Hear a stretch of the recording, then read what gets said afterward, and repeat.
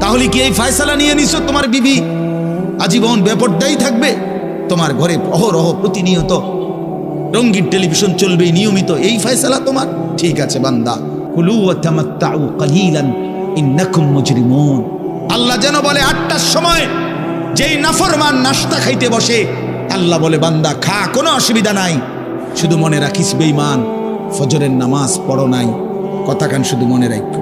আল্লাহ তাআলা যেন ডাক দিয়ে বলছে বেঈমান খা, ভাত খা, খানা আমি আটকাইতাম না, শুধু মনে রাখিস এশার নামাজ পড়স নাই, ভাত খা বেঈমান, খানা আটকাবো না, খানা আমি জন্তু জানোয়াররাও খাওয়াই, তোরে খাওয়াবো না কেন? শুধু মনে রাখবি ইন্না আ'তাদনা লিল কাফিরিনা সালাসিলা ওয়া আগলালাম ওয়া সাইরা। আল্লাহ বলে প্রতিটা নাফরমানের জন্য আমি রেডি রাখছি আগুনের শিকল এবং আগুনের বেড়ি এবং জাহান্নামের আগুন। 1 নাম্বার 70 জিরাআন, 70 হাত লম্বা আগুনের শিকল দিয়ে জাহান্নামীকে হাসরের ময়দানে আল্লাহর ফেরেশতা বান দিবে। 2 হাত আলগি দিয়া এইভাবে ঘাড়ের সাথে বান দিয়া ধইরা, এই 2 থুতনির নিচে 2 হাত এভাবে দিয়া এইভাবে বান দিয়া, আল্লাহর কসম, রব্বে কাবার কসম করে বললাম, আর কোনোদিন বেঈমান চোখটাও নিচের দিকে নামাইতে পারবে না। আল্লাহ ডাক দিয়ে বলে ভাইয়া আমারও তোমারও, জওয়ানকেও বুড়োকেও। আল্লাহ বলে বান্দা কি মনে করছো আমি রহমান না? ঠিক আছে, তুমি কি এটা শোনো নাই আমি যে কাহ্হার?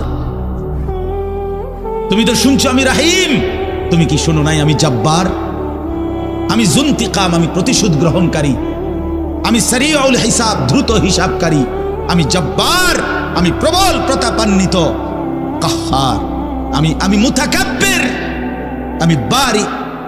তুমি জানো না আমার একটা নাম শুনলা, আমার দয়ার নামটা শুনলা, আমি যে শাস্তি দেব সেটা শোনো নাই? মা সালাকাকুম ফি সাকার ক্বালু লাম নাকু মিনাল মুসাল্লিন। একবারে সোজা বাংলা দেখেন, জাহান্নামী জাহান্নামে চিৎকার করবে, জাহান্নামের ফেরেশতা ডাক দিয়ে বলবে বেঈমান জাহান্নামে কেন আসলি? নাফরমান বলবে বন্ধু ফেরেশতা ভাই আমি দুনিয়াতে নামাজি ছিলাম না। সমস্ত মিথ্যাবাদী নাফরমান পাপীদের জন্য সেদিন জাহান্নাম। যদি বলেন কেমন নাফরমান মাওলা? আল্লাহ বলেন ওয়া ইদা কিলা লাহুমুর কাউ লা ইয়ারকাউন। দুনিয়ায় এই নাফরমানকে যতবার বলা হয়েছিল রুকু করতে, সেজদা করতে, নামাজ পড়তে, বেঈমান নামাজ পড়ে নাই, এজন্য জাহান্নাম। কোরআনুল কারীমে আল্লাহ বলছেন কাল্লা ইদা বালাগাতিত তারাকি। নাফরমানের মৃত্যুর সময় যখন আসবে, মালাকুল মউত আজরাইল তারে যখন ডাক দিবে আইয়াতুহান নাফসুল খাবিসা, প্রতিটা পাপী নাফরমানের জান কবজের সময় আজরাইল যখন ডাক দিয়ে বলবে হে খবিস আত্মা বের হ, আত্মাটা বের হতে চাইবে না। আল্লাহর নবী বলেন কসম বাবা, নবীজি বলে মালাকুল মউত আজরাইল খপ করে ধইরা কলজা থেকে রুহুটা একটা টান দিয়া ছিঁড়া ফেলবে, বের হতে চাইবে না রুহু। আজরাইল তখন ধৈরে টাইনা হেসরাইয়া ছিঁড়া ছিন্ন ভিন্ন করে বেঈমান নাফরমানের কলজা ছিঁড়া ফেলবে, রুহু ছিঁড়া ফেলবে, এরপরে শরীর থেকে বের করে নিয়ে আসবে। আরে বন্ধু এই কোরআনে আছে, আল্লাহ নিজে বলছে এমন নির্মম মৃত্যু হলো কেন? এই নাফরমানের মউত এত কঠিন হলো কেন? তার কলজা ছিঁড়া ফেলছে, রুহু ছিঁড়ে ফেলছে, এমন মৃত্যু হলো কেন? আল্লাহর কসম বাপ আমারেও বলি আপনারেও বলি, আল্লাহ কোরআনে সরাসরি বলছে এমন ভয়ানক মৃত্যু হলো কেন?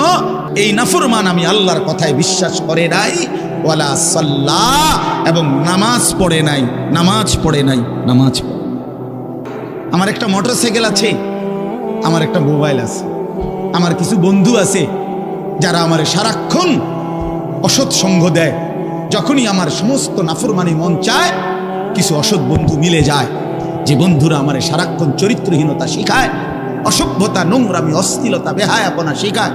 এমন কিছু বন্ধু যার মিলে গেছে, একটা মোটরসাইকেল মিলে গেছে, একটা মোবাইল মিলে গেছে, তো নারীর ছবি, আড্ডা, জিনা, ব্যভিচারের দৃশ্য, মদের আড্ডা, জুয়ার আড্ডা, নারীর আড্ডা, নারীর আলাপ, অথবা মোবাইলের অস্থির ছবি দেখা, এই জিন্দেগি মুসলমান?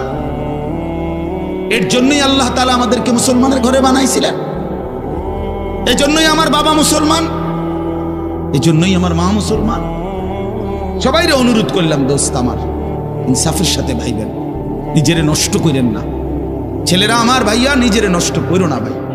শেষ পর্যন্ত কেউ নাই, শেষ পর্যন্ত একদিন, দিন শেষে, রাত শেষে দেখবেন আমার সাথে কেউ নেই, আমি একাই। একদিন কবর আমারে সব সম্পর্ক ছিন্ন করে দিবে, একদিন মৃত্যু আমাকে সব ভুলায় দিবে। আল্লাহ নবী সাল্লাল্লাহু আলাইহি ওয়াসাল্লাম বলছেন, এই সূরাটি যে নিয়মিত তেলাওয়াত করবে, আল্লাহ নবী বলেন, তুমজিহি মিন আযাবিল কবর, এই সূরা কবরের আযাব থেকে রক্ষা করবে, কবরের আযাব থেকে রক্ষা করবে। আমার ভাই, আমার বন্ধু, রাসূলুল্লাহ সাল্লাল্লাহু আলাইহি সাল্লামের অগণিত হাদিস এই কথার প্রমাণ করে যে কবরে আযাব হবে। হাসরের আযাব তো আছেই, জাহান্নামের আযাব তো আছেই, কবরেও আযাব হবে। মেন বিচার তো হবে হাসরের ময়দানে, তার আগেই আযাব হবে কবরে। তো আল্লাহ পাক রব্বুল আলামিন বলেন, নাফরমান সে তো হাসরের ময়দানে বিচার হবে চূড়ান্ত, কিন্তু কবর থেকেই আযাব শুরু, কবর থেকেই আযাব শুরু। কিতাবের মধ্যে আছে, আমরা নিজে আত-তাযকিরা, আমার কাছে কিতাব আছে আরবি, ইমাম কুরতুবী রাহমাতুল্লাহ লিখিত কিতাব, ওখানে আছে হযরত উসমান রাদিয়াল্লাহু তাআলা আনহু যখন কোনো কবরের সামনে দাঁড়াইতেন তো প্রচন্ড কাঁদতেন, ভীষণ কাঁদতেন। হাত্তা ইয়াবুল্লা লিহিয়াতাহু, কাঁদতে কাঁদতে উনার দাড়ি ভিজে যেত।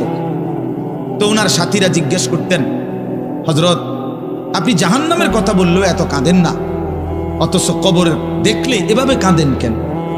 তো তিনি বলতেন, শোনো, কবর হচ্ছে আখিরাতের প্রথম ঘাঁটি। যদি কোনো ব্যক্তি এই কবরের ঘাঁটিতে বাইচা যায়, পরবর্তী সবগুলো ঘাঁটি তার জন্য সহজ। হযরত উসমান বর্ণনা করেন যে আমি নবীজির জবানে শুনছি, নবীজি বলছেন, হে আমার উম্মত, আল্লাহর কসম উম্মত, কবরের চাইতে অধিক ভয়ানক কোন আযাবের দৃশ্য আমি রাসূল মুহাম্মদ দেখি নাই। যে ব্যক্তি কবরের 3টা প্রশ্নের জবাব দিতে পারবে না, রাসূলুল্লাহ সাল্লাল্লাহু আলাইহি সাল্লাম বলেন, আল্লাহ তাআলার পক্ষ থেকে তখন ফেরেশতাদের কাছে ঘোষণা আসবে, আমার এই নাফরমান বান্দার কবরে জাহান্নামের বিছানা বিছিয়ে দাও, জাহান্নামের পোশাক পরিয়ে দাও, আর জাহান্নাম বরাবর তার জন্য কবর থেকে দরজা খুলে দাও। ফেরেশতারা যখন এই কার্যক্রমটা শেষ করবে, প্রথম জাহান্নামের বিছানা বিছায় দিছে, পোশাক পরায় দিছে, জাহান্নাম বরাবর দরজা খুলে দিছে, আল্লাহর নবী সাল্লাল্লাহু আলাইহি ওয়াসাল্লাম বলেন, একজন ফেরেশতা এসে তখন একটা লোহার হাতুড়ি, লোহার গুর্জ, লোহার হাতুড়ি দিয়ে একজন ফেরেশতা তাকে একটা আঘাত করবে, তার 2 কান বরাবর একটা আঘাত করবে। রাসূলুল্লাহ সাল্লাল্লাহু আলাইহি সাল্লাম বলেন, ওই নাফরমান তখন এত জোরে চিৎকার করবে, মানুষ এবং জিন ব্যতীত আল্লাহর সমস্ত সৃষ্টি ওই বেঈমানের চিৎকার শুনতে পাবে। আপনি হাসলেও কবরে যাইতে হবে, কাঁদলেও কবরে যাইতে হবে। রাজপ্রাসাদের ওই অট্টালিকাতে যে থাকে সেও একদিন মরে যাবে, জীর্ণ কুঠিরে কুড়ে ঘরে যে থাকে সেও মরে যাবে। জীবনে যে কোনোদিন সুখ দেখে নাই, দুঃখের সাগরে, তারও মৃত্যু হবে। জীবনে যে কোনোদিন দুঃখ দেখে নাই, সুখের সাগরে ভাসছিল, তারও মৃত্যু হবে, সেও মরে যাবে। কবর নিশ্চিত। আল্লাহ তাআলা মৃত ব্যক্তিকে বলবে, বান্দা, কোরআন শরীফের আয়াত, এখন থেকে নিয়ে ইসরাফিলের ফুঁতে হাসরের ময়দানে উঠানো পর্যন্ত বারজাখ মানে কবরের জীবনে পড়ে থাকো। ভেবে দেখেন, ভেবে দেখেন, শুধু 1 মিনিট। আমিও ভাবি, আপনিও ভাবেন। হাদিসের মধ্যে আছে, ইসরাফিল প্রথম ফু দিলে জমিনের সবকিছু মাটির নিচে চলে যাবে, দ্বিতীয় ফু দিলে মাটির নিচ থেকে আবার সবাই উঠে হাসরের ময়দানে দাঁড়াবে। তো নবীজি সাল্লাল্লাহু আলাইহি সাল্লাম বলছে, এই 2 ফুঁয়ের মাঝখানে ব্যবধান হবে 40। তো মুহাদ্দিসিনে কেরাম, উলামায়ে কেরাম বলেন, কেউ কেউ এই 2 ফুঁয়ের মাঝখানে ব্যবধান হতে পারে 40,000 বছর।